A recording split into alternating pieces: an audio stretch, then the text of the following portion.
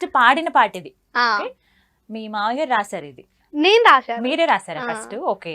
నేను మీరు రాయటం ఉమ్, ఫస్ట్ అసలు యాక్చువల్ గా లిరిసిస్ట్ అవుదాం అనుకోవడం ఏంటి నాకు అర్థం కాలేదు. ఎవరైనా సరే చక్కగా పాట పాడి ఉమ్, నేను ఒక సింగర్ గా అవుదాం అనుకుంటారు కదా, ఉమ్.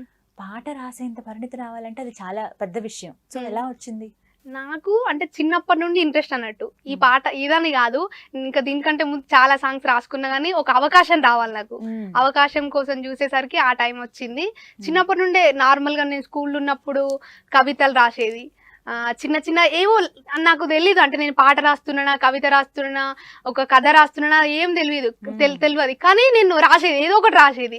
రాస్తూ రాస్తూ లాస్ట్కి వచ్చేసరికి అది పాట అయింది అన్నమాట. అది అందిస్తే అది ఈ స్టేజ్కి వచ్చింది. ఓవర్ నైట్ లో అంత మంచి పేరు వచ్చేటప్పటికి ఏమనిపించింది? నాకు మంచిగా అనిపించింది. అంటే ఒక సంబరం.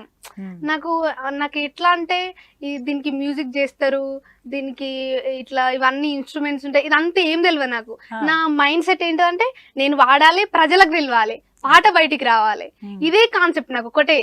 నేను వాడాలి, ప్రజలకు కనబడాలి, వాళ్ళు నన్ను మెచ్చుకోవాలి, అంతే.